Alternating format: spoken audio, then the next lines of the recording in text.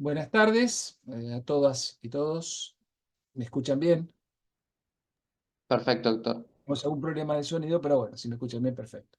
Bueno, tengo el gusto de abrir esta actividad académica, en la cual nos va a hablar el doctor Mario Silvio Fera. Es juez de la Sala Novena de la Cámara Nacional de Apelaciones del Trabajo. Ha integrado la sala de feria que dictó el fallo al cual se va a referir eh, en unos momentos. Es docente, es director de la maestría en Derecho del Trabajo en la Universidad de Ciencias Empresariales y Sociales. Tiene una dilatada actividad académica, ha escrito varios libros. Eh, y justamente al haber sido uno de los autores de este fallo, yo he sido otro de los jueces junto con el doctor Manuel Díez Selva, es una de las personas más calificadas, o quizás la más calificada para exponernos acerca del alcance de la sentencia de la Cámara que declaró la inconstitucionalidad del decreto de necesidad y urgencia 70 del 2023 y sus proyecciones, porque lo que nos va a hablar excede en mucho eh, el estricto, la estricta decisión de esta causa, porque nos va a hablar acerca de las proyecciones que tiene esta sentencia y respecto de los eh, la doctrina sentada respecto de los juicios colectivos. Así que, Mario, eh, te dejo la palabra. La doctora Silvia Gutiérrez Garay va a ser la moderadora. Así que paso a escucharlo. Bueno, buenas tardes, muchas gracias. Héctor, en este caso, bueno, como presentador y presidente de la Asociación Argentina de Derecho del Trabajo, estoy agradecido, bueno, de esta convocatoria, de esta presentación y veo que del calificado auditorio donde veo muchas amigas, colegas, pares y también personas a las que respeto mucho, admiro y bueno, y espero en este encuentro poder estar a la altura de lo que se espera de esta charla, poder generar un momento de reflexión, tal vez de debate también. La idea es que tengamos unos minutos como para conversar después de mi exposición, que va a ser de aproximadamente 50 minutos, donde voy a tratar de exponer acerca de este fallo, pero a propósito del fallo sobre el contexto, digamos, del pasado, en el más inmediato, tal vez irnos un poquito más hacia el pasado inmediato de lo que está pasando en Argentina en materia de derecho del trabajo, dado que el decreto involucra un montón de temas, derecho individual y colectivo, y también hablar de los alcances y de las derivaciones del fallo, ¿no? Porque el fallo no es un hecho aislado, sino que se inserta en un contexto como el que es el del derecho del trabajo argentino, que seguramente nos preocupa y nos ocupa a todos, todas nosotros. Así que eh, obviamente, tal vez sea necesario que exprese previamente, antes de comenzar con la charla,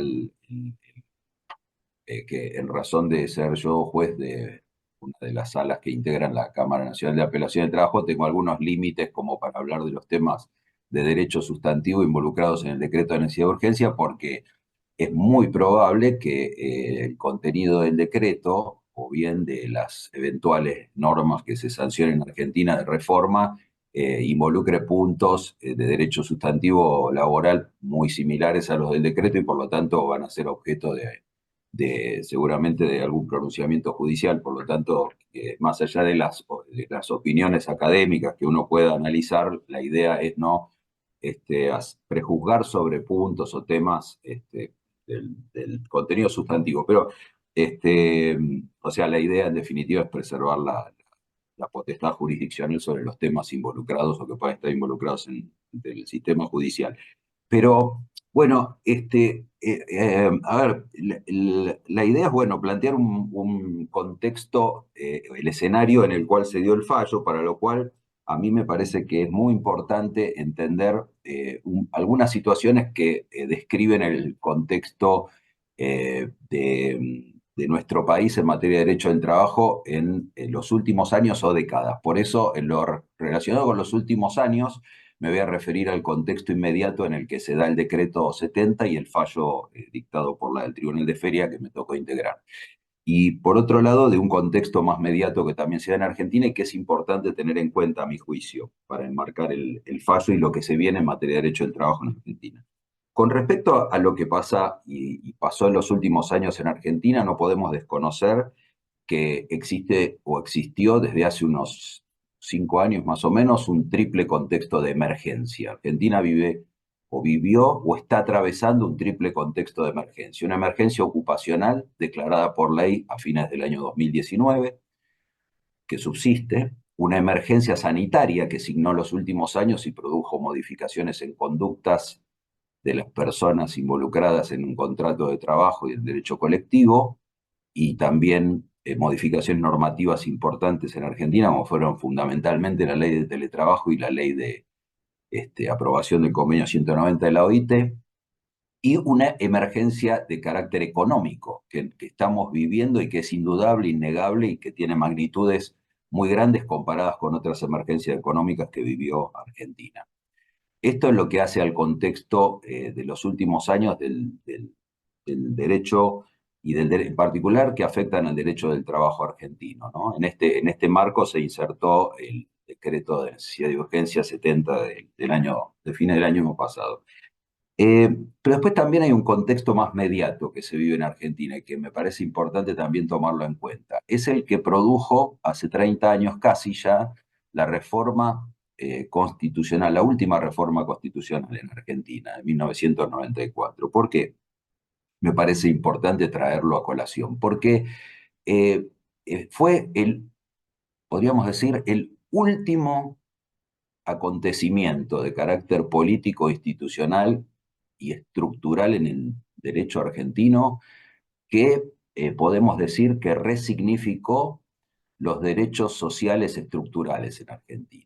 La reforma constitucional de 1994, entre otros puntos que introdujo en el texto constitucional, resignificó los derechos sociales principalmente a partir de lo que fue la incorporación del llamado derecho internacional de los derechos humanos. Desde una perspectiva que creo que es compartida por una gran cantidad de autores del derecho, no solo social, sino también constitucional y de otras ramas en Argentina,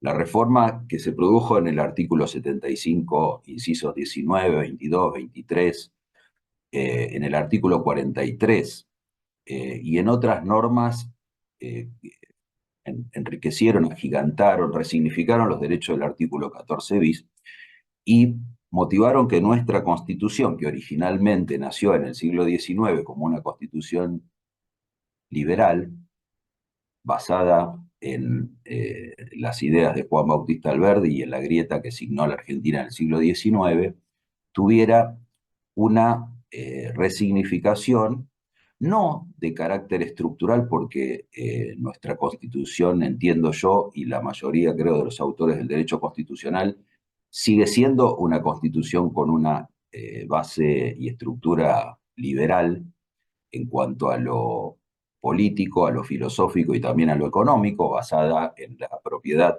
privada y en la defensa de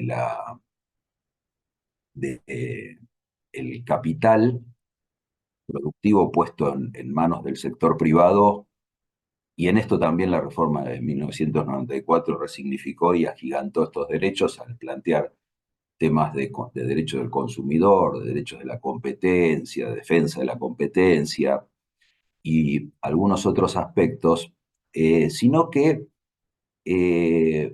todas estas reformas que se produjeron en 1994 y que a nosotros nos interesan en materia de derecho social particularmente, dieron, creo yo, un contenido o subrayaron el contenido humano del derecho del trabajo, que en palabras de la Corte nos sitúan en un escenario en el que una de las dos partes que hacen al contrato individual de trabajo puede ser considerada como un sujeto de protección preferente, dice la Corte, ¿no?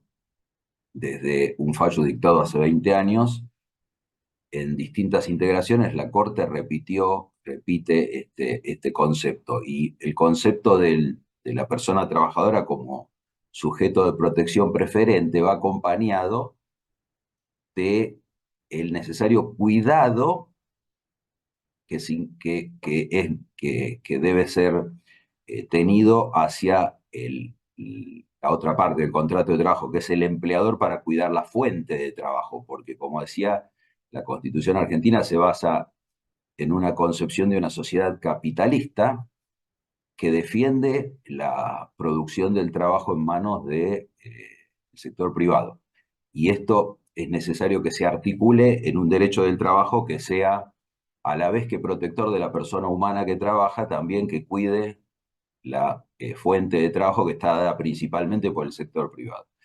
En base a este necesario equilibrio que tiene que existir, en la reforma constitucional de 1994 implicó el subrayar el carácter humano de la persona trabajadora, y en las palabras de la Corte, cuando se trata del primer mandato que es necesario asegurar en el artículo 14 bis como una obligación de resultado, que es el de condiciones dignas y equitativas de labor, de ahí surge la dignidad como primer y principal derecho que es necesario asegurar a la persona trabajadora, y la dignidad es considerada por los autores del derecho constitucional y de derechos humanos como la médula de los derechos humanos. Es decir, uno podría hasta decir, quizás extendiendo un poco la doctrina de la Corte, que la persona trabajadora primero es persona humana que asume un rol de trabajador, trabajadora, y que en base a eso tiene que tener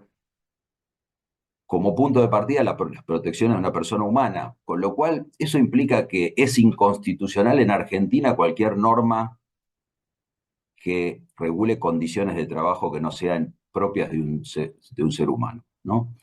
Hay un montón de derivaciones de la reforma constitucional de 1994 en materia de derechos humanos del trabajo, que no es el momento de ahondar, pero que sí implican que la actividad humana que se desarrolla en el trabajo deba ser atendida especialmente como un derecho estructural, constitucional.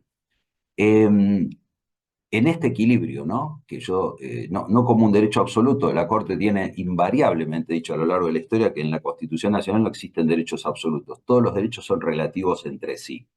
No se puede pensar en ninguna preferencia constitucional, para usar las palabras de la Corte, ningún sujeto preferente que implique la aniquilación de los derechos de la otra parte. O sea, tienen que subsistir todas las partes y ser cuidadas con criterio de razonabilidad, ¿no? En los términos del artículo 28 de la Constitución, en todas las normas de carácter infraconstitucional que se aprueben en Argentina, para que esas normas tengan validez constitucional. Bueno, en este contexto se insertó la primera decisión política y jurídica que tomó el gobierno actual. Y en esto quiero aclarar lo siguiente. Hubo una especie de feedback entre el pueblo argentino y el gobierno. Y acá me detengo en una consideración de tipo político, pero que trato de que sea descriptiva. Hubo un claro mensaje del pueblo hacia la clase gobernante el día de la elección. Fue que una mayoría del pueblo expresó que quería un cambio en la conducción del país, que está en manos del poder administrador, del poder ejecutivo. En el marco de la división tripartita tradicional de poderes del Estado, al poder ejecutivo le corresponde administrar y ejecutar tareas vinculadas con el presente, digamos. El mandato popular expresado en las últimas elecciones fue: queremos un cambio en el poder ejecutivo. Fue indudablemente contundente el mandato, aunque no haya sido por una mayoría tan amplia y haya sido en segunda vuelta. Pero el mandato no fue tan contundente cuando el pueblo tuvo que expresarse para elegir representantes en las cámaras de diputados y senadores. Fue menos contundente, a tal punto de que el gobierno actual asumió sin mayoría en el Congreso. es decir, en el poder legislativo, que es el que está pensado para diseñar el futuro de nuestro país, es decir, para hacer las leyes que rijan relaciones futuras. Y también ese equilibrio, o digamos, así como se dio en el Congreso, también se dio en las distintas provincias. El gobierno que hoy está a cargo del Poder Ejecutivo no tiene mayoría en las gobernaciones, en las representaciones provinciales. Con lo cual, este escenario de división tripartita que tiene nuestra Constitución y de expresión de la voluntad popular respecto al nuevo gobierno, de alguna manera invita a que el gobierno no pueda tener una actitud desde el Poder Ejecutivo solamente eh, que no involucre a la expresión de voluntad de por lo menos del otro poder político del gobierno nacional, que es el poder legislativo, y tampoco puede prescindir de la voluntad cuyas representaciones ejercen distintos gobernadores de todas las provincias que componen el país federal. Por lo tanto, el mensaje, digamos, transmitido por el pueblo hacia el gobierno debe entenderse, creo, descriptivamente en términos constitucionales desde esta perspectiva, ¿no? De lo que son las mayorías relativas. Bien. Bueno, esta fue, entiendo yo, descriptivamente el mensaje del pueblo hacia la clase gobernante, que es un mensaje de cambio, pero de cambio con algunos matices, ¿no? De representatividad dividida en el Congreso y en las provincias. Este fue el mensaje. Es difícil descifrar, los politólogos tampoco lo pueden hacer, descifrar cuál fue el mensaje específico por el cual las personas de nuestro país se expresaron en mayoría para este cambio de gobierno. Pero las ideas más importantes del nuevo gobierno implican una valoración muy importante de todo lo que tiene que ver con las libertades en distintos aspectos, ¿no? Y esto es importante también reconocerlo, porque varias de esas cuestiones se traducen en los contenidos del decreto 70. Y ahí ya nos metemos en el contenido del decreto. El decreto 70 fue la primera respuesta política importante que dio el gobierno con efecto jurídico sobre la sociedad. Por eso digo que se produce como un feedback.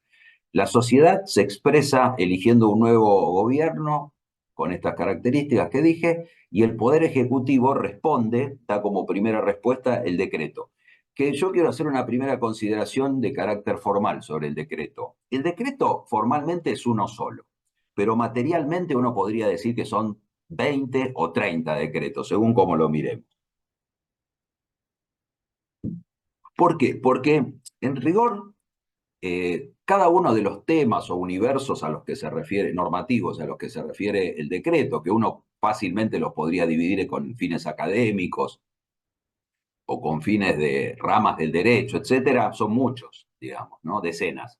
Entonces, en esas mismas decenas, creo que tal vez hubiera sido preferible desde un punto de vista estrictamente jurídico, de orden de las normas, que el gobierno hubiera dictado varios decretos y no uno, porque precisamente en el plano judicial, esta idea de que no es uno solo, como es lo formalmente, sino como es real o materialmente, que son varios decretos, fue lo que suscitó las competencias diferenciadas en las acciones judiciales que se dedujeron para cuestionar la legitimidad constitucional del decreto, ¿no? Así entiendo que fue acertada la decisión judicial de separar por fueros las competencias según los temas involucrados en el decreto. Bueno, y ese fue el motivo por el cual la Justicia Nacional del Trabajo asumió la competencia en diciembre a través de una decisión judicial de primera instancia que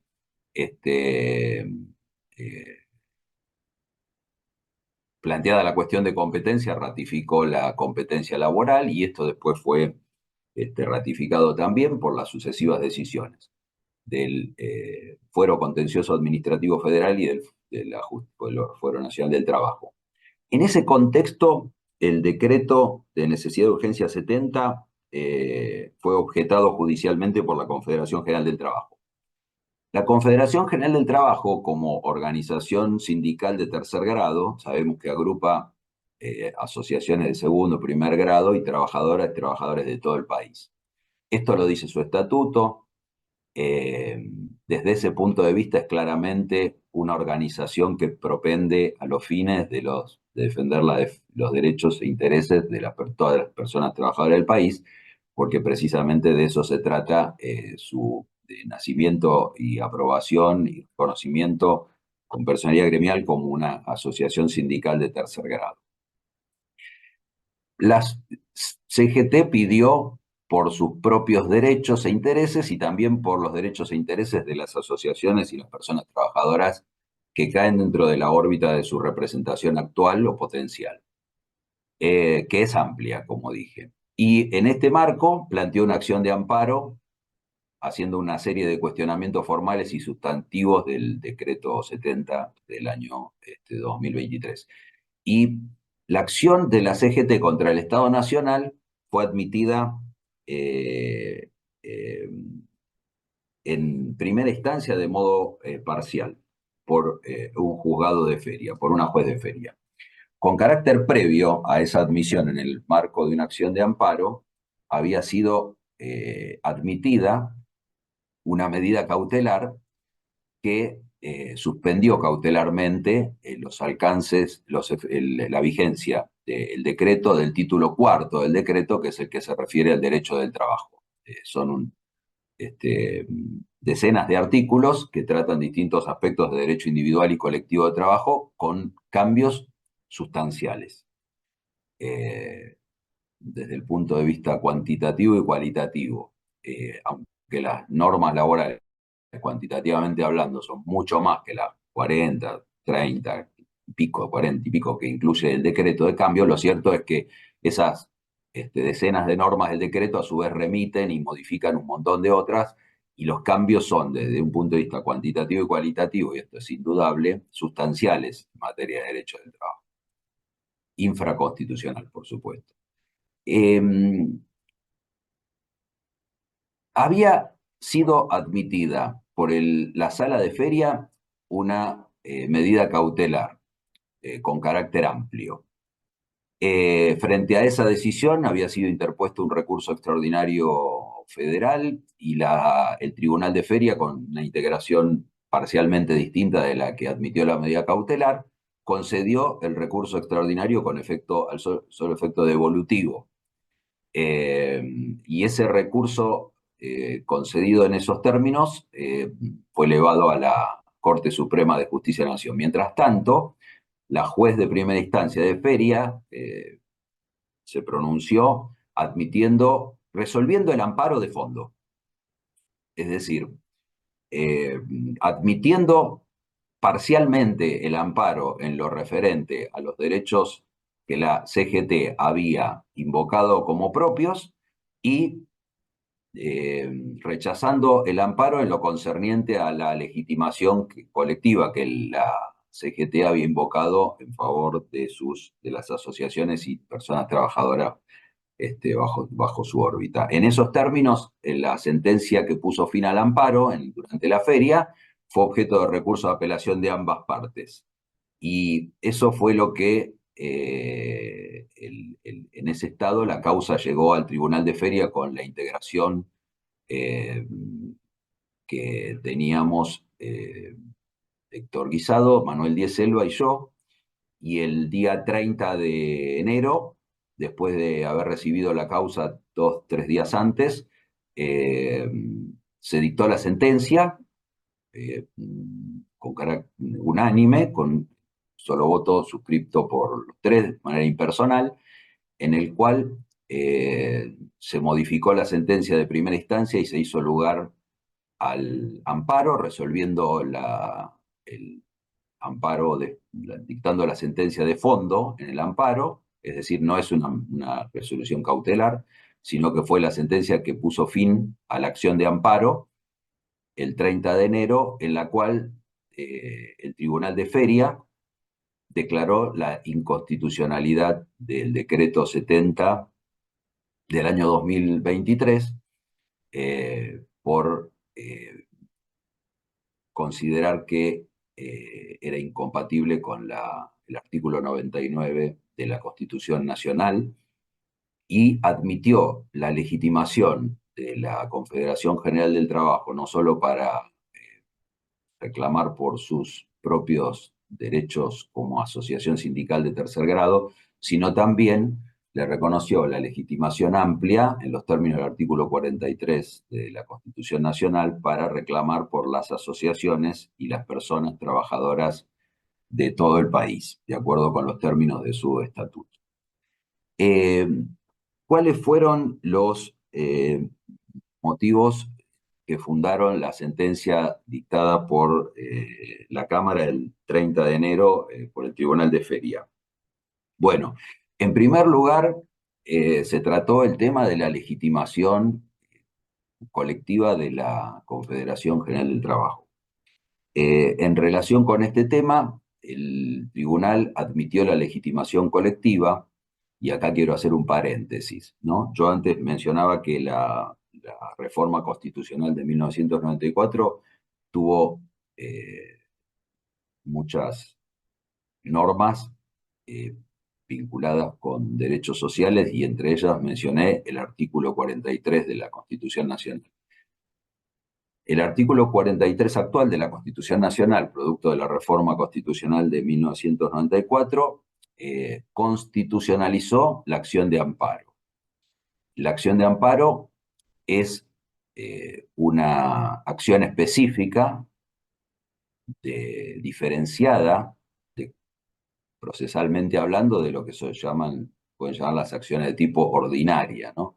Yo, en el plano académico, siempre pongo el ejemplo de que a través del amparo, históricamente, la Corte Suprema de Justicia de la Nación, en la década del 60 del siglo pasado, reconoció que en el sistema judicial argentino, así como en el sistema de salud, existe la atención médica programada a través de turnos, también existe la atención de la guardia. Y esto fue lo que en los casos Siri y Cot, la Corte Suprema de Justicia de la Nación reconoció que debía existir en el sistema judicial, es decir, una atención de urgencia para aquellos asuntos que no pudieran esperar. A partir de los emblemáticos casos Siri y Cot, que produjeron la creación pretoriana del amparo como una acción especial, basada fundamentalmente en la idea de que donde existe un derecho de fondo debe existir una acción procesal en base a la cual ese derecho de fondo pueda ser protegido en tiempo oportuno, y por lo tanto, aún en ausencia de normas específicas que hablaran sobre una acción de amparo, la Corte reconoció esta acción rápida, expedita, que después se transformó a partir de la doctrina de la Corte en una ley. Después se fueron ampliando los términos de esa ley, que al principio no permitía que se plantearan cuestiones constitucionales. Por evolución pretoriana también se permitió que se trataran cuestiones constitucionales en una acción expedita de amparo. Y finalmente, el paso más importante que se dio fue su constitucionalización en el año 1994, pero no solo del amparo individual tradicionalmente incorporado al sistema judicial argentino, sino que en el año 1994 se introdujo en la Constitución un amparo, una acción de amparo con una amplitud casi al modo de un abanico o de un árbol con distintas ramas. Porque por un lado se admitió la acción de amparo, la acción diferenciada de la acción de habeas corpus y del habeas data, y por otro lado se reconoció que podían plantearse ante el sistema judicial distintos tipos de intereses. Y en esto la Constitución fijó como dos estándares. Habló de derechos de incidencia colectiva en general, por un lado, y por otro lado, habló de la legitimación de no solo de los propios afectados, sino también de las asociaciones que propendieran a los fines de los derechos e intereses de las personas afectadas. Bueno, el texto constitucional fue ampliamente interpretado y progresivamente interpretado con amplitud por la doctrina de la Corte Suprema de Justicia de la Nación a partir del año 1994. En lo que respecta al derecho del trabajo, específicamente, hubo dos pronunciamientos muy importantes de la Corte que incidieron en el modo en el que el Tribunal de Feria interpretó con carácter amplio la legitimación de la CGT para reclamar por las asociaciones y personas trabajadoras de todo el país. Uno de ellos fue el caso Sadop. En el caso Sadop, la Corte, a principios de la década del 2000, reconoció específicamente la legitimación de una asociación sindical para reclamar por los derechos e intereses de las personas comprendidas dentro de su ámbito personal de representación. Concretamente, incluyó a las asociaciones sindicales como aquellas asociaciones que propenden a los fines de los derechos de incidencia colectiva de las personas representadas. A partir del fallo Sadop, que fue objeto en su momento de varios trabajos de doctrina, se reconoció a las asociaciones sindicales, extendiendo la idea de que no eran solamente las asociaciones sindicales con personería gremial, sino también las simplemente inscriptas, como sabemos por la asimilación que la Corte hizo en AT2 respecto de la amplitud de la legitimación, y que en otros casos también la Corte, ya fuera del derecho del trabajo, amplió los alcances de la legitimación colectiva de las asociaciones sobre la base del estándar del artículo 43 de la Constitución que propenden a esos fines, ¿no? Este estándar del artículo 43 fue interpretado con amplitud progresivamente cada vez más por la Corte Suprema. Y el otro fallo muy relevante para definir la legitimación colectiva de la CGT en el caso concreto fue el caso Alavi. El caso Alavi, resuelto por la Corte en la década del 2010. En el caso Alavi, la Corte dio un paso más sobre la interpretación amplia del artículo 43 de la Constitución Nacional y dictó una sentencia muy docente en cuanto a la explicación y diferenciación de tres tipos de intereses que pueden ser invocados en el sistema judicial argentino. Por un lado, los tradicionales intereses individuales, que son los intereses que conocemos nosotros donde una persona perjudicada o potencialmente o que cree perjudicada reclama ante el sistema judicial por el propio perjuicio que tiene. Por otro lado, los intereses colectivos, que son aquellos que afectan a un número indeterminado de personas y que pueden ser reclamados precisamente por asociaciones que propendan a esos fines o por las mismas personas perjudicadas, como son, por ejemplo, los derechos que afectan el medio ambiente. Y una tercera categoría intermedia entre estas dos categorías de intereses o derechos individuales, intereses y derechos colectivos, los llamados derechos o intereses individuales homogéneos. Es decir, una categoría mixta que involucra intereses que en principio afectan a una o varias personas, pero que son potencialmente extensibles a todas aquellas personas que reúnan ciertas características que permiten que conformen un colectivo imaginario con estas personas que se ven perjudicadas de modo actual o inminente. Y por lo tanto justificaron en el caso de Alavi, y justifican a partir del caso Alavi, toda acción que pueda ser llevada a cabo ante el sistema judicial por una de las personas afectadas, invocando que puedan existir otras en las mismas circunstancias, o por las asociaciones que propendan a los fines de todas esas personas que pueden ser afectadas, en un número quizás indeterminado al principio, pero determinable finalmente, porque la condición que la Corte pone para que se dé el supuesto asimilable al ABI es que ese colectivo pueda ser determinable a través de la definición del objeto del reclamo y de las características que tiene que tener el sujeto activo y pasivo del reclamo. En la medida en que esto se dé, a partir del caso Alavi, se genera dentro del sistema judicial argentino la posibilidad de entablar lo que en otros sistemas judiciales se llaman acciones de clase. El fallo Alavi fue muy trascendente porque produjo un antes y un después en el sistema judicial argentino. No solo porque en el mismo fallo se trató de una manera docente la diferenciación entre estos tres tipos de intereses y su encuadramiento en el artículo 43 de la Constitución Nacional, sino porque el propio fallo Alavi fue secundado por otro fallo, que fue el caso Padec, en el cual la Corte extendió la doctrina del caso Alavi, que había sido para la defensa de intereses personalísimos, de derechos personales, a los derechos patrimoniales. Y a partir de los dos casos, Alavi y Padec, la Corte dictó dos acordadas en base a las cuales reglamentó en el sistema judicial argentino, hasta la que se sancionara una ley que todavía no fue sancionada, hoy a casi una década de la primera de las acordadas de la Corte, reglamentó los procesos de carácter colectivo, que son los que involucran intereses colectivos, segunda categoría que mencioné antes, y los intereses individuales homogéneos, tercera de las categorías.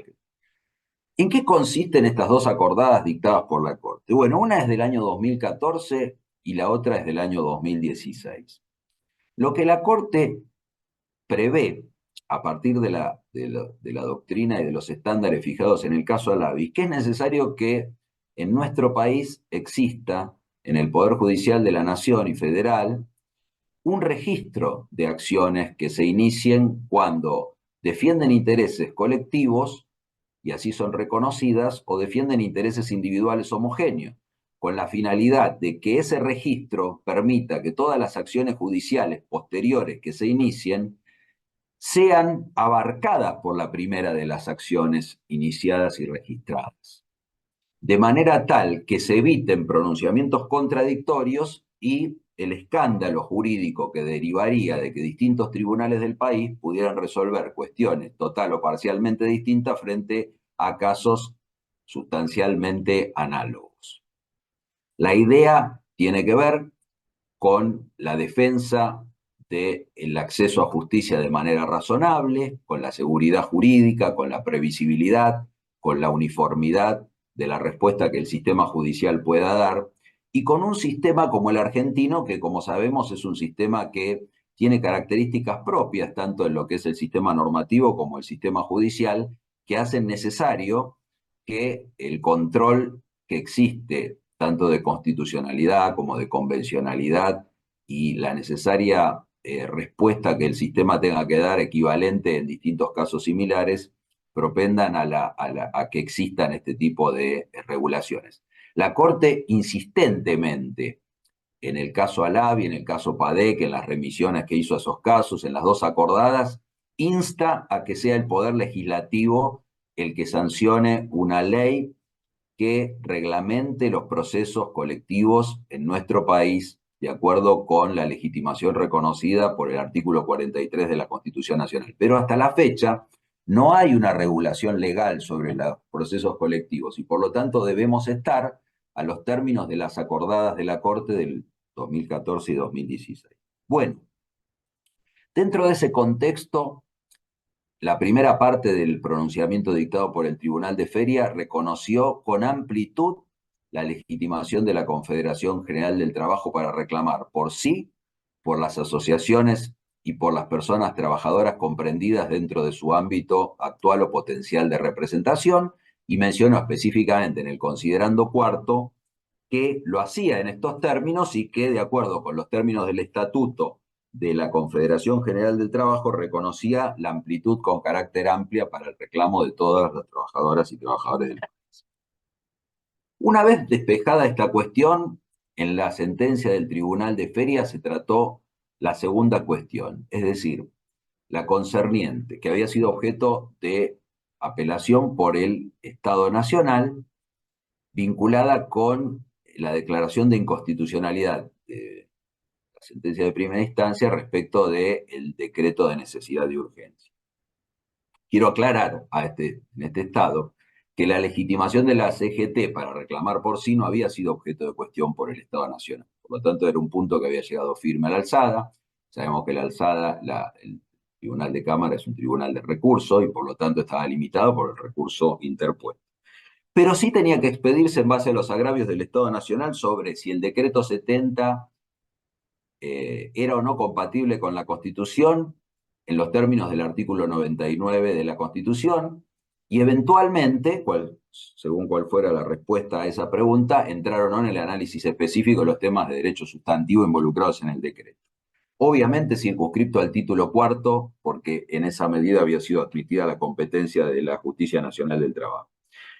Y la respuesta del Tribunal de Feria fue negativa, es decir, compartió en este caso el criterio de la sentencia de primera instancia en cuanto a la incompatibilidad del decreto, pero el fundamento específico de la sentencia de la Cámara fueron los estándares fijados por la Corte en distintos precedentes respecto de cómo debe ser cumplidos los requisitos del artículo 99 de la Constitución Nacional para que un decreto de necesidad y urgencia tenga validez como tal.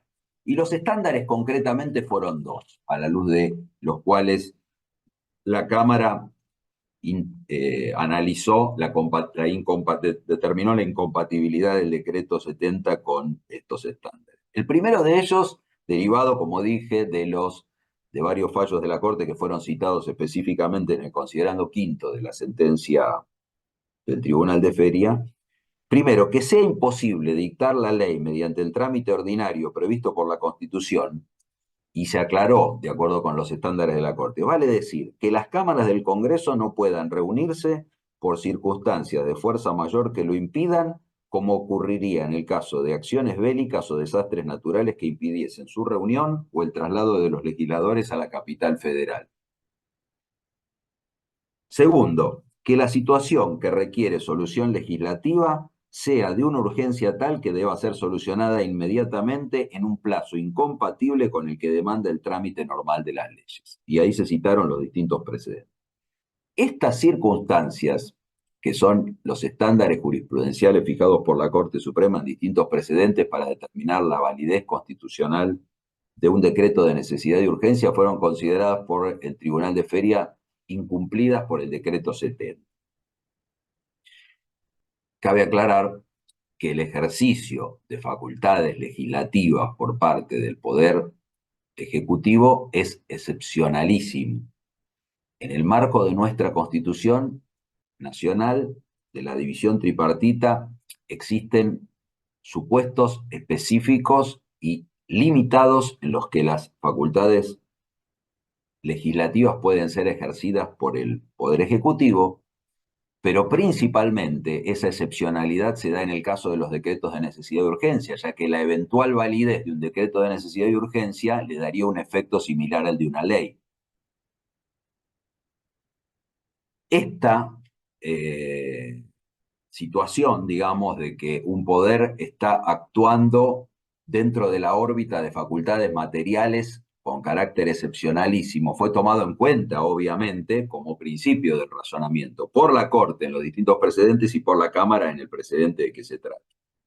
Concretamente, la Cámara señaló que ningún impedimento existía para la reunión de las cámaras del Congreso, sino que al revés, antes de entrar en vigencia el propio decreto 70, porque ni siquiera el Poder Ejecutivo dispuso la aplicación, la vigencia inmediata del decreto, sino que en ese periodo, en interregno que fue entre el dictado del decreto, su publicación y la entrada en vigencia, ya las cámaras del Congreso habían sido convocadas para tratar temas vinculados con la llamada ley ómnibus y la propia ratificación del decreto 70 del 2023. Y esta circunstancia era demostrativa de una propia actitud del propio Poder Legislativo que iba en sentido contrario a la, digamos, a que estuviera cumplido el requisito establecido por la Corte Suprema. Y obviamente no se registraba impedimento para la reunión de las cámaras del Congreso, ya el 27 de diciembre, con anterioridad a la fecha, ya se encontraba convocado en funciones y con facultades para pronunciarse. Y la otra cuestión era la de la urgencia específica, que como señaló la Corte, la urgencia que deba ser solucionada inmediatamente en un plazo incompatible con el que demanda el trámite normal del año. Bueno, en este sentido, además del argumento que yo señalé antes y que indicaba que las cámaras del Congreso ya habían sido convocadas y tenían entre los temas a tratar lo cierto es que la urgencia, la relación que podríamos establecer razonable de medios afines entre la emergencia o urgencia y las necesidades invocadas y los medios puestos para conjurarlas tan rápidamente, no se condecían entre los considerandos del decreto y la cantidad y calidad de medidas adoptadas en el decreto respecto de los temas estructurales de derecho individual y colectivo del trabajo, como para que el tribunal a priori pudiera establecer una relación de medio a fin razonable entre estas dos cuestiones. Es decir, que los medios que el gobierno estaba poniendo a través del decreto fueran razonablemente adecuados para conjurar los fines que habían sido descriptos lacónicamente en los considerandos del decreto, donde se hacía una referencia lacónica, sin base en estadísticas certeras ni pruebas sobre la eficacia de las medidas específicas puestas como para conjurar los fines que se describían.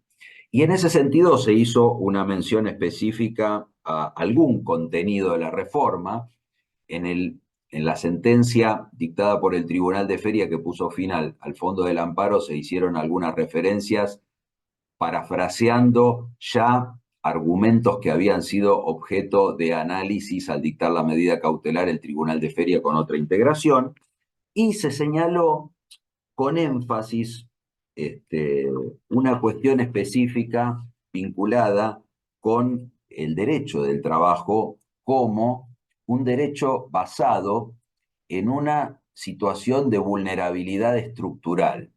Concretamente se dijo que, reconociendo que la vulnerabilidad es una circunstancia que afecta a la persona que trabaja en relación de dependencia, dada su desigualdad negocial, y que se hallan en juego derechos de naturaleza alimentaria por sí y por sus derivaciones, se encuentran configuradas las circunstancias objetivas como para considerar que los temas introducidos por su calidad estructural y cantidad en el título cuarto del decreto en cuestión resultan de imprescindible debate específico y decisión por el Poder Legislativo.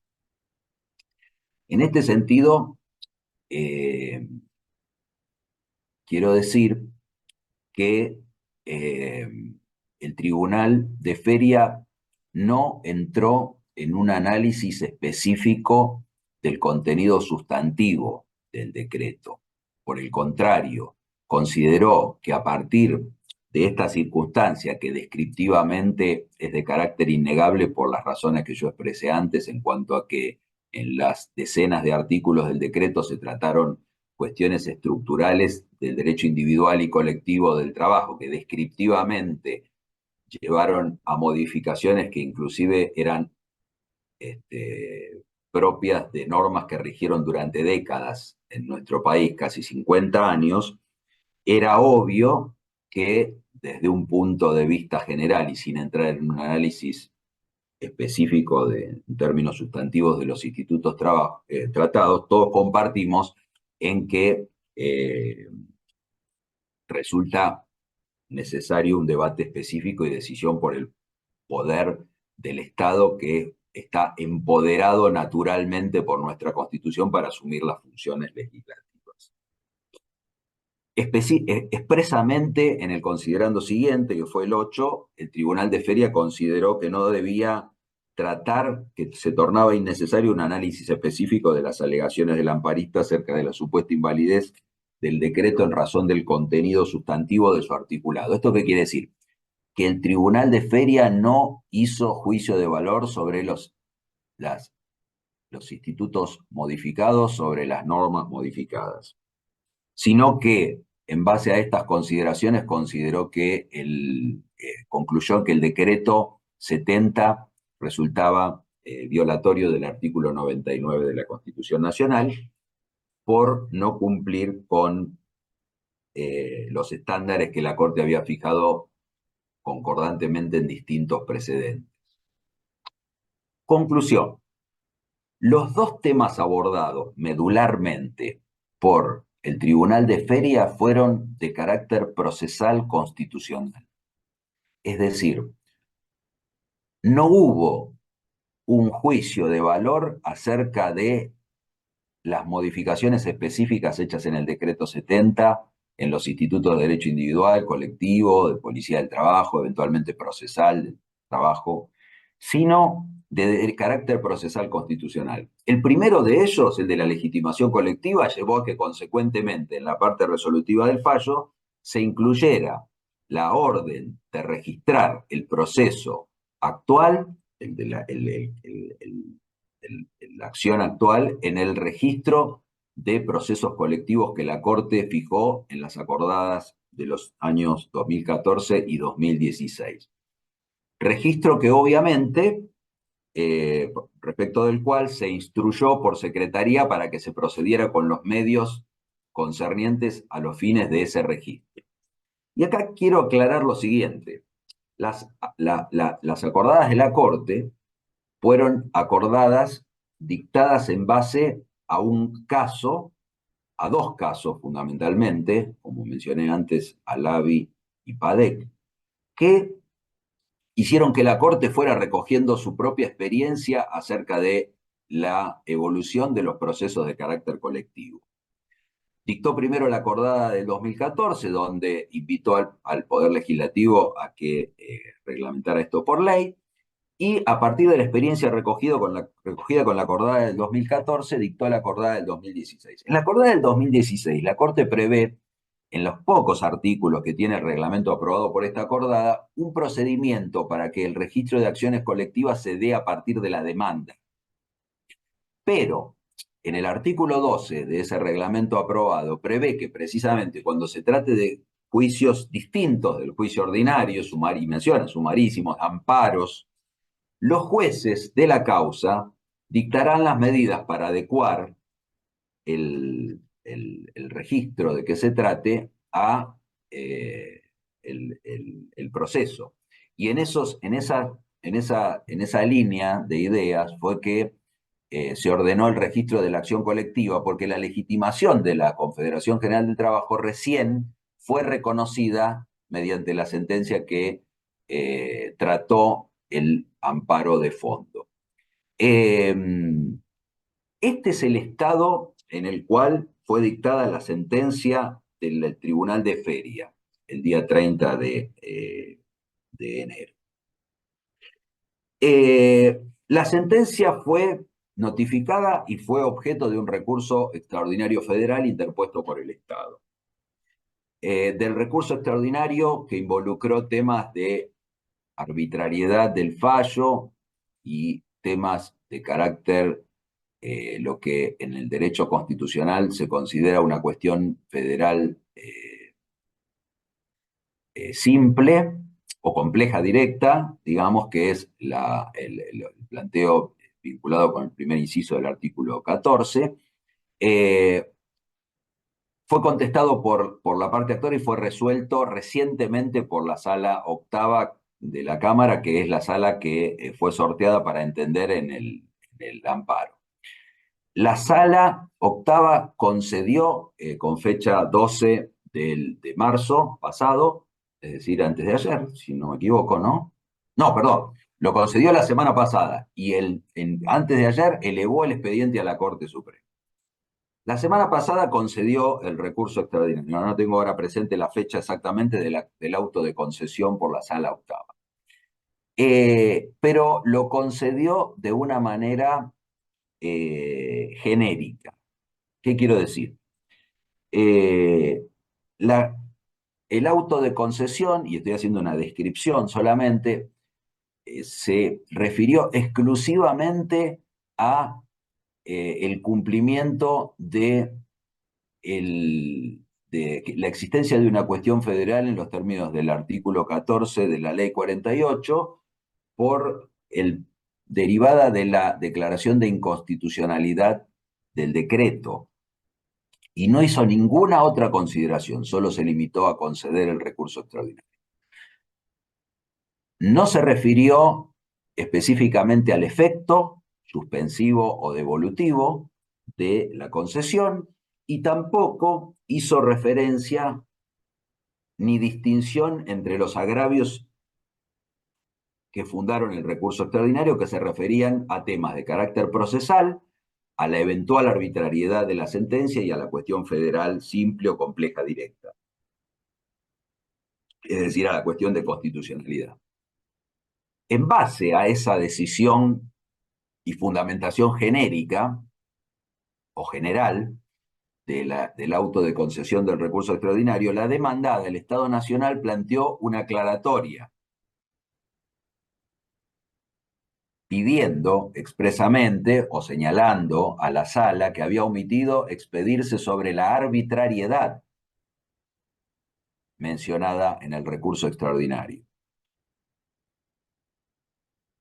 Y esa aclaratoria fue resuelta por la sala diciendo que su sentencia era suficientemente clara. En base a esa decisión y a la desestimación de la aclaratoria, la sala, con fecha 12 de marzo pasado, es decir, antes de ayer, elevó, según la consulta pública que surge de la causa, el expediente a la Corte Suprema, donde fue recibido. Y el expediente se encuentra a estudio de la Corte. Estas son las circunstancias procesales del expediente. Vamos a analizar dos o tres cuestiones ahora, y con esto voy a terminar, que tienen que ver con los alcances que no puedan ser, digamos, entendidos a partir de las circunstancias procesales que yo acabo de relatar. En este momento se está reuniendo el Senado de la Nación para, tengo entendido que hubo quórum para sesionar, para pronunciarse sobre la ratificación o rechazo del decreto. Bueno, aprovecho para decir lo siguiente. Acá hay una relación en paralelo, digamos, tomando en cuenta los tiempos transcurridos del dictado del decreto hasta el presente, sobre la actuación de dos poderes del Estado a partir del dictado del decreto, el Poder Legislativo y el Poder Judicial. El Poder Legislativo, hasta el día de hoy, y no sabemos hoy qué va a pasar, no tomó ninguna decisión ni de ratificación ni de rechazo del decreto. Pasaron varios meses, sin embargo, el Poder Judicial actuó y resolvió, primero cautelarmente y después el fondo del amparo en primera y en segunda instancia. Y la decisión de la segunda instancia está pendiente de un recurso extraordinario ante la Corte Suprema. Cuando se dictó la sentencia de Cámara, esta circunstancia fue evaluada por el Tribunal de Feria. Es decir, el Tribunal de Feria evaluó que hasta el 30 de enero no había habido por parte del poder político, que naturalmente se tenía que pronunciar sobre la ratificación o rechazo del decreto, un pronunciamiento, ni era inminente que en los próximos días fuera a haber un pronunciamiento, y entonces el tribunal se consideró habilitado y en ejercicio de la función indelegable y de la necesidad de resolver el expediente. Nosotros en Argentina tenemos la idea de que siempre la justicia llega tarde a resolver los temas. Bueno, en este caso, paradójicamente, se dio que el Poder Judicial llegó antes y frente a la tarea indelegable de pronunciarse lo hizo. en las dos instancias de carácter ordinario. Solo queda la instancia de carácter extraordinario. ¿Qué efecto podría tener frente a la situación como actualmente se encuentra la ratificación por parte de alguna de las dos cámaras del Congreso del decreto de necesidad y urgencia en relación con el fallo dictado por el Tribunal de Feria? Bueno, desde mi perspectiva, eh, eh, el fallo dictado por el Tribunal de Feria aborda cuestiones constitucionales y llega a la conclusión de que el decreto es inconstitucional en los términos del artículo 99 de la Constitución Nacional. Por lo tanto, no hay poder infraconstitucional que pueda salvar los vicios constitucionales señalados en el fallo de la Cámara. Es decir, que mirado exclusivamente desde los efectos que podría tener la ratificación por parte de alguna de las cámaras del Congreso, sería inoficioso respecto del fallo dictado por el Tribunal de Feria. La única circunstancia que podría variar las conclusiones y la inconstitucionalidad declarada por el Tribunal de Feria sería la eventual revocatoria por parte del fallo revocatorio de la Corte Suprema, porque la instancia natural de revisión, en la medida que existe un interés y que el planteo cumpla formal y sustancialmente con los requisitos del artículo 14 de la Ley 48, es la Corte Suprema de Justicia Nacional. Es decir, el Congreso Nacional no es instancia de revisión de una sentencia de la Cámara y resultaría inoficioso porque los fundamentos del fallo de la Cámara no son de carácter legal, sino de carácter constitucional y por lo tanto no pueden ser subsanados por un poder del Estado que está por debajo de los poderes constitucionales. Con respecto a el alcance o el grado de el alcance, hay dos tipos de alcances que pueden ser analizados del fallo de la Cámara. El alcance personal, al que ya me referí, lo reitero, es de carácter amplio, abarca a todos los trabajadores y trabajadoras del país y todas las asociaciones comprendidas dentro del ámbito de representación actual o potencial de la Confederación General del Trabajo, y por lo tanto se dan las circunstancias que habilitan el registro como acción colectiva y por lo tanto la prevención que tiene para que se acumulen todas las acciones similares a esta acción y sean resueltas en un único caso. Obviamente que la autoridad del registro de sentencias colectivas la tiene la Corte Suprema, por lo tanto, hasta que la Corte no ordene, no apruebe y ordene el registro, todo esto está dentro del marco de las atribuciones de la Corte. Y la Corte Suprema también ahora tiene la competencia habilitada, competencia apelada, extraordinaria, habilitada en los términos en los que fue habilitada, para pronunciarse sobre el recurso extraordinario. Por lo tanto, hoy, procesalmente hablando, la causa es objeto de estudio de la Corte, pero mientras tanto, y acá me refiero al segundo y última cuestión que voy a tratar, ¿cuál es el efecto del fallo de la Cámara? En el momento en el que el fallo de la Cámara fue dictado, y mientras estaba pendiente de resolución el recurso extraordinario, es claro que el fallo tenía alcance de suspender la vigencia del decreto para todos los trabajadores y trabajadoras del país. Y esto quedaba, obviamente, a las resultas de lo que se resolviera respecto de los efectos de la eventual concesión del recurso extraordinario por parte de la Sala Octava. En los términos en los que la Sala Octava se pronunció, yo entiendo, y esto ya es una cuestión de opinión personal, que el decreto sigue suspendido en su vigencia, sea porque la Sala Octava no se pronunció específicamente sobre el carácter suspensivo de la concesión que otorgó parcialmente, es decir, por la cuestión federal, o bien sea porque si se pudiera suponer que tuviera efecto suspensivo el auto de concesión dictado, entonces, en mi opinión, reitero, recobraría vigencia la concesión con carácter devolutivo del recurso extraordinario que se interpuso contra la medida cautelar. Es decir, que para el supuesto de que se considerara que tiene carácter suspensivo el auto de concesión de la Sala Octava recobraría vigencia la medida cautelar que ya suspendió eh, la vigencia del decreto hasta el pronunciamiento de la Corte que lo determina. Bueno, hasta acá es donde tengo pensado desarrollar yo la temática y obviamente que acá me dice la doctora Soto que senadores acaba de rechazar el DNU. Bueno, no tenemos variación respecto de la doctora Literio y Héctor Rizado también, lo acabo de ver, perdón. Bueno, muchas gracias por la Bueno, atención. Digamos, podemos abrir un espacio de diálogo como para conversar. agradecemos al doctor Mario Fera y muy ilustrativo y enriquecedora la exposición. Y sí, efectivamente, recién votaron, sin ánimo de transformarme en una agencia de noticias, ¿no? Fue rechazado por 25 votos afirmativos, 42 negativos y 4 abstenciones. Esto es de recién. Así que bueno, en este panorama, después de la exposición del doctor Fera, estamos dando lugar a preguntas, comentarios.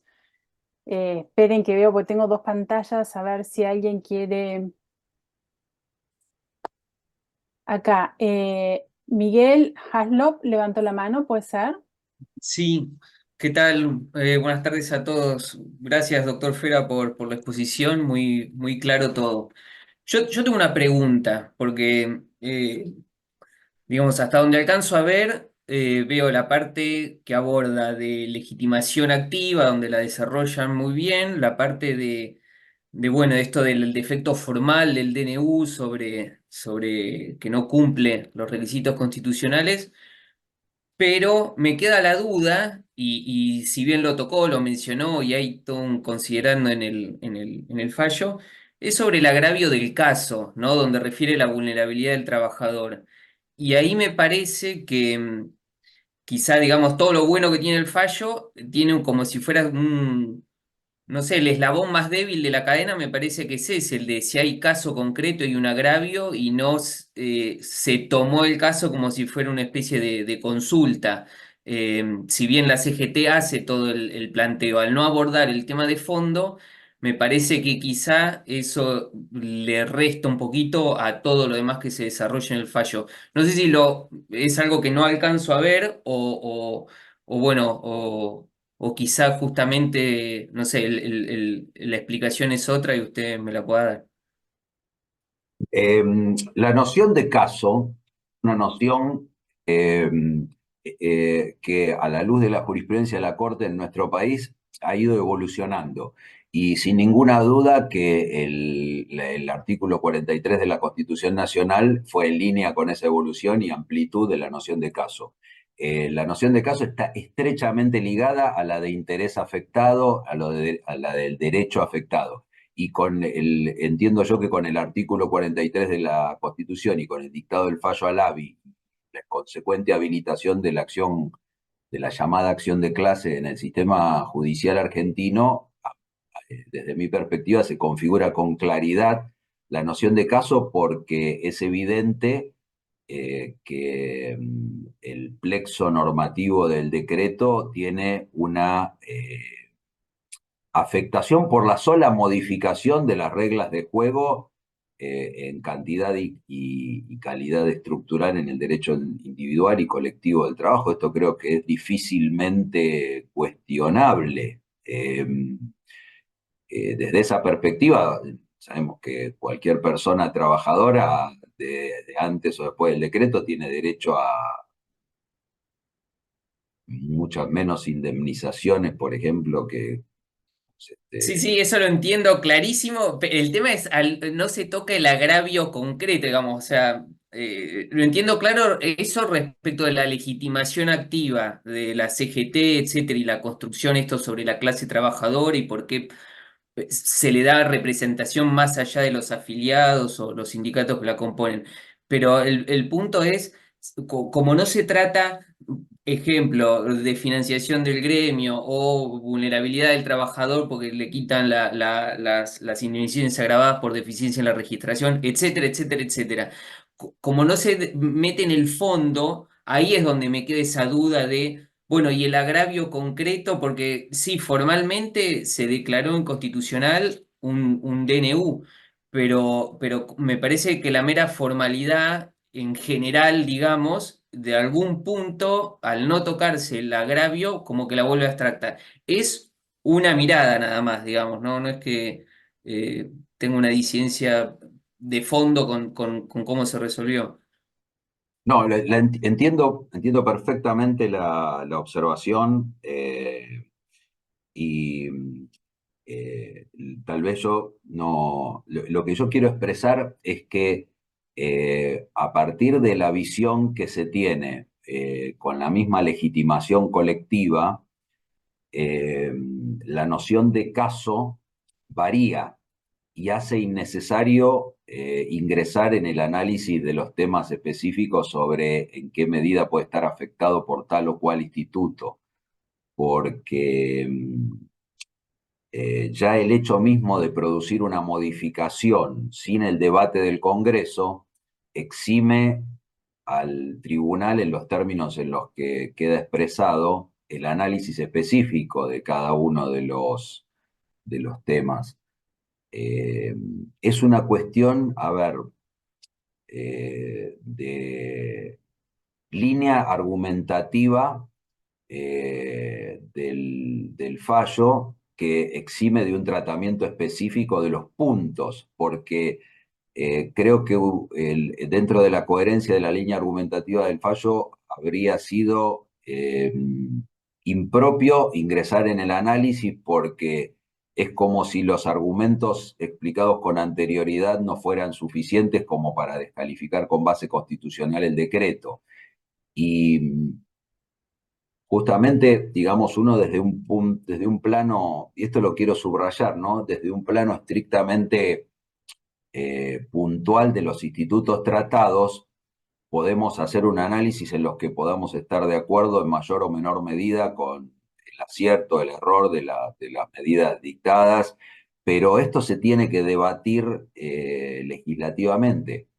Eh, este es el punto. O sea, es como si uno dijera, los jueces no podemos ingresar porque la puerta está bloqueada. O sea, el incumplimiento por parte del artículo 99 bloqueó la puerta de acceso al análisis de los temas. No pudimos ingresar. Esta es la línea argumentativa del tribunal. Creo que si hubiéramos ingresado en el análisis de los temas, más allá del esbozo general, la vulnerabilidad estructural del contrato de trabajo es solo una mención para señalar que estamos dentro del plano de los derechos humanos y del acceso a justicia, en un contexto como el que yo refería al principio de lo que es cómo el derecho del trabajo aparece estructuralmente en la Constitución argentina, simplemente para señalar eso y la mirada específica, porque en realidad nosotros nos estamos expidiendo sobre el título cuarto del decreto, no sobre otra cuestión. Tal vez otro análisis podría resultar si no fuera específicamente el derecho al trabajo, pero el derecho al trabajo en Argentina desde 1994 se mira desde la vulnerabilidad negocial de la persona trabajadora y eso hace al ingreso al derecho del trabajo como rama autónoma del orden jurídico. Pero nada más, digamos, la visión la entiendo, pero es una línea muy delgada que No, me quedó muy claro lo que me dice. Sí, es un tema argumentativo lógico, digamos, de ser consecuente con cómo se desarrolla, digamos, la lógica del fallo. Pensé que en un momento quizá lo dijeron, bueno, nos tenemos que preservar para, si sale la ley, estos argumentos de fondo, ahí sí discutirlo, que, digamos, una cosa no quita la otra. O sea, el fallo fue, en su lógica, se tenía que cerrar ahí y no entrar en el tema de fondo. Ahí me quedó sí, muy claro. sí, sí. Y agrego una cosa, ¿no? La labor judicial eh, consiste en decir todo lo necesario, pero nada más que lo necesario, para no invadir esferas de poder de otros poderes del Estado, y evitar en la medida de lo posible todo lo que son obiter dictum o dicta. A veces la línea es muy delgada y uno tiene que tomar la decisión de decir y no decir cosas que, bueno, están dentro también de los márgenes de error y de la falibilidad, pero eso también hacia los márgenes de error y la falibilidad después de los argumentos que se recurren. En este caso, nosotros realmente trabajamos el fallo palabra por palabra y considerando por considerando entre los tres. La verdad que fue un trabajo muy bueno, donde logramos ponernos de acuerdo en la solución y después en cada término, y obviamente, ¿no? Con el margen de error propio de la falibilidad, pero con el convencimiento de que estábamos tratando de razonar dentro del margen de los, de los temas, de las temáticas que teníamos que tratar, y sí, por supuesto, en todo momento con la idea de preservar la potestad jurisdiccional para después poder pronunciarnos libremente sobre los temas que eventualmente sabemos que se van a tratar por ley o por como sea, porque la Argentina, por lo menos ya hay cada vez expreso mi opinión personal, más allá del fallo, necesita una revisión de distintos institutos de derecho individual y colectivo del trabajo en un debate que creo que tiene que ser amplio, digamos, donde podamos desplegar argumentos de una u otra manera y trabajarlos para ver, bueno, no solo asumir los cambios que se están dando porque el trabajo como objeto del derecho al trabajo está cambiando en el mundo y en Argentina, sino también porque tenemos que adecuar legislación muy vieja que tenemos en Argentina de ya varias décadas a la actualidad, ¿no? En muchos aspectos. Entonces creo que el debate que se viene en Argentina tiene que ser amplio y cuanto uno más se pueda preservar para poder involucrarse en ese debate, lo mejor. Bien, bueno, Gracias. muchas gracias. El doctor Guisado puede ser que quería hacer un comentario.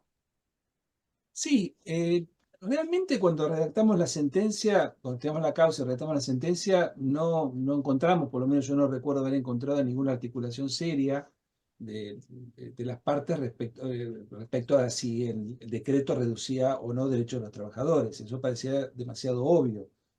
Cuando el Estado Nacional interpuso el recurso extraordinario, que no lo he leído, pero me he enterado como muchos de nosotros, o casi todos nosotros, a través de informaciones periodísticas, habría centrado su crítica en el hecho de que la Cámara no habría explicado en qué habría consistido el gravamen para los trabajadores. Pero me pareció que hay cosas tan obvias que no hacen falta, no resulta necesario explicarlas, ¿no? Uno tiene que demostrar las cosas que necesitan explicación, pero cuando las cosas son obvias, basta con mostrarlas. Es decir, creo que no era necesario decir que eliminar, que suprimir, que derogar el estatuto del viajante perjudicaba a los viajantes, o que derogar las normas que establecen multas o indemnizaciones o incrementos a favor del trabajador perjudica al trabajador esa derogación. Creo que esa cosa era demasiado obvia. Es decir, señalamos la existencia de gravamen, y eso era necesario, era suficiente, quiero decir, para fundar la legitimación activa de la Confederación General del Trabajo. En todo lo demás comparto lo que ha señalado Mario. No nos podíamos, o no era necesario ni tampoco conveniente incursionar en el contenido concreto de cada una de las normas, porque eso era una tarea quizá demasiado ardua eh, e innecesaria. Mario dijo una cosa que a mí me la enseñaron también, los dos trabajamos en la Corte, no fuimos secretarios letrados de la Corte, y cuando ingresamos a la Corte en distintos momentos, no muy lejanos, lo primero que nos dieron fue un instructivo para la redacción de sentencias, elaborado por el doctor Belucio, donde una de las primeras frases es decir todo lo necesario, pero nada más que lo necesario. Eso lo ha recordado Mario, por supuesto. Gracias, doctor Guisado. Tengo al doctor Gustavo Suárez que levantó la mano. Doctor, si quiere abrir el micrófono. Sí, doctor, ¿podría decirse que en función de la interpretación de que el fallo tendría efecto suspensivo y al haberse inscrito en el registro, se podría oponer como una defensa en las acciones laborales a interponerse de la cosa juzgada, por un lado? Y la otra, ¿no estaría incumpliendo el Poder Ejecutivo al existir en el Infolec la ley de contrato de trabajo con la reforma del DNU incluida y haber incurrido en desobediencia judicial? Bueno, con respecto a lo primero, que tiene que ver con, todavía se encuentra pendiente el registro por parte de la Corte, es decir, se ordenó y está a estudio de la Corte el registro. Eso es lo primero. Por lo tanto, queda librado a la conveniencia de cada persona o asociación sindical la de invocar el precedente en cada caso o iniciar, digamos, una acción donde, digamos, invocar la adhesión al precedente o invocar que el tribunal resuelva en el mismo sentido que el precedente. Esto es lo que diferencia dentro del sistema normativo argentino lo que es un derecho de fuente legislativa o normativa, sí, legislativa, de un derecho derivado de una norma general a un derecho derivado de una norma individual como es una sentencia. En las sentencias dictadas en pronunciamientos de incidencia colectiva es un intermedio, pero como no está reglamentado por ley, estamos frente a un vacío, entonces no sabemos hasta qué punto el dictado de un pronunciamiento en estos términos todavía es susceptible de adhesión en un pronunciamiento distinto. Hasta que la Corte no admita el registro colectivo y diga todas las causas que se inicien con este mismo objeto quedan absorbidas por esta, entonces no podemos hablar de que el fallo tenga vocación de expansiva. La Corte tiene que admitir el registro. Entonces, lo primero es, yo si tuviera un caso, obviamente que pediría que se considere incluido dentro del caso CGT, pero además subsidiariamente pediría que para que el juez no lo considere así, que se pronuncie en el mismo sentido, es decir, y lo segundo, que era no la respuesta. Lo segundo era, si es un acto de desobediencia. No, porque volvemos a lo mismo. El poder ejecutivo, del cual depende el sitio Infolec, que es del Ministerio de Economía, tiene facultades regladas y se tiene que basar siempre en el derecho emanado de normas generales. Y en esto es comprensible. Es un sitio que depende del Ministerio de Economía. Ahora, no obstante eso, nosotros como una gestión, digamos, la Cámara me refiero, como una gestión que nos parece indispensable, remitimos por consenso una nota a través de la presidencia de la Cámara al sitio y, digamos, accedieron a publicar entre los antecedentes normativos el texto de las leyes sin las modificaciones del decreto 70, con lo cual se pueden en el sitio de Infoleg acceder a través de antecedentes normativos a todas las normas en el texto no modificado por el decreto.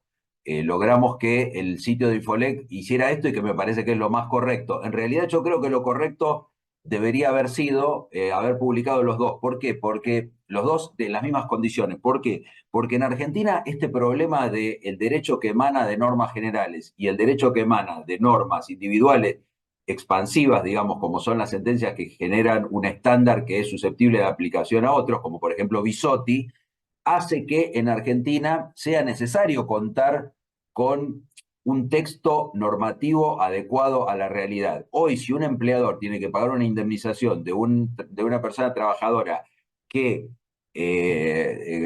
tiene un salario muy superior al de promedio de convenios colectivos, sabe que no paga bien pagando menos del 67% del salario. Entonces, que uno ingrese a un sitio del Estado donde el Estado le está diciendo que, bueno, por lo menos debería haber alguna postilla que diga el fallo de la Corte dictado en la causa Bisotti dice tal cosa, y en materia de derecho colectivo pasa lo mismo con el fallo Rossi, por ejemplo, de la Corte. Hay dos ejemplos muy claros donde la norma dice una cosa y las sentencias de la Corte consolidadas por una doctrina dicen otra.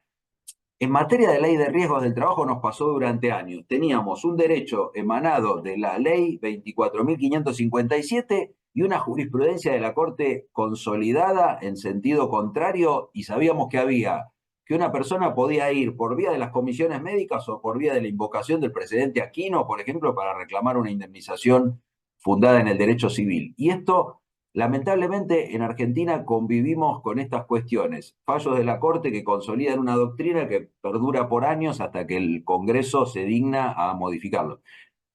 Por ejemplo, esta es una de las cuestiones que el decreto 70, ¿no? Por mencionar una de las cuestiones que el decreto 70 con acierto incorporaba la doctrina, a mi juicio con acierto, ¿no? Digo, incorpora la doctrina de Bisotti en el artículo 245 de la Ley de Contrato de Trabajo, que de una manera produce una unificación normativa en Argentina, de una norma individual como fue la del caso Bisotti, aplicada en cientos o miles de casos, que genera una conducta que da seguridad jurídica, ¿no? Bien. Bueno, ahí, doctor Itala está levantando el dedo en la mano. Sí, Ahí está. ¿qué tal? Buenas tardes. Muy buena exposición, Mario, bastante clara, por cierto. Y es cierto lo que decís, que fue recién este decreto el que incorporó Bisotti, cuando otras reformas laborales anteriores, como la del 2004, no lo habían incorporado, le habían mantenido cuando el fallo era anterior. Sin perjuicio de entender que debería haber sido motivo todo esto de alguna discusión un poco más profunda que meramente un decreto de urgencia, hay un solo tema que a mí me generó bastante ruido en el fallo de la Cámara, y es que yo no sé dónde queda el 23 inciso A de la Ley de Acciones Sindicales, porque solo le permite representar intereses individuales por autorización expresa del trabajador. Y si no lo tiene el sindicato, mal podría tenerlo tampoco la CGT. Esa es una opinión, que una discusión que hace tiempo existe y me sigue haciendo mucho ruido. Y le lo tengo planteado a veces en algunos reclamos en el ministerio, no en juicios individuales, ¿no? Sino reclamos en el ministerio que hacen sindicatos invocando que son los representantes naturales de los trabajadores. Y la verdad, sistemáticamente le han dicho, no, señor, si el trabajador no viene, usted no puede reclamar por él. Esto es una opinión nomás. Pero como han tratado de alguna manera ese tema, quisiera saber si me lo puedes aclarar un poco más. Gracias. Bárbaro. Yo creo que el estándar constitucional del artículo 43 es más amplio que el de la Ley de Asociaciones Sindicales, y en este caso es asociaciones que propenden a esos fines, no es asociaciones que tengan un poder, ni asociaciones que representen legalmente los intereses de tales, asociaciones que propendan a esos fines. Esto fue interpretado con criterio amplio por la Corte en el caso Sadop, y más en Alavi, que el abogado Alavi no tenía nada que ver con ninguno de otro abogado que tuviera problema con las comunicaciones telefónicas.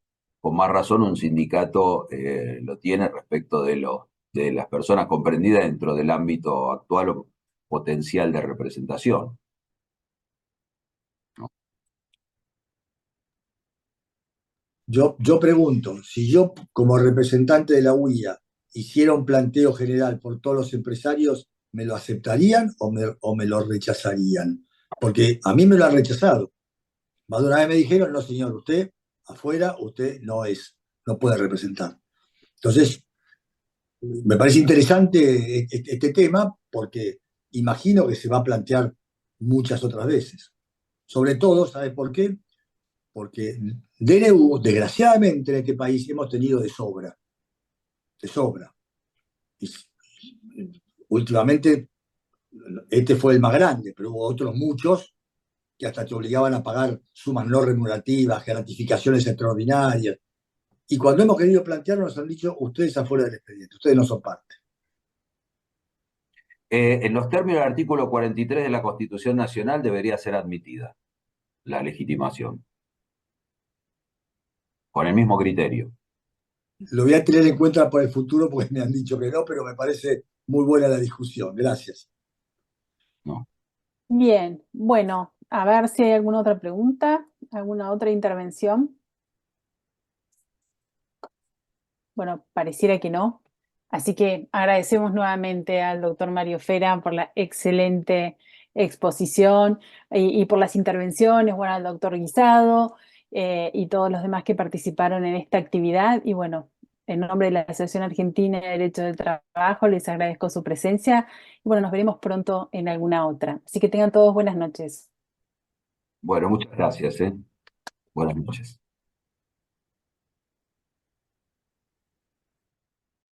Muchísimas gracias.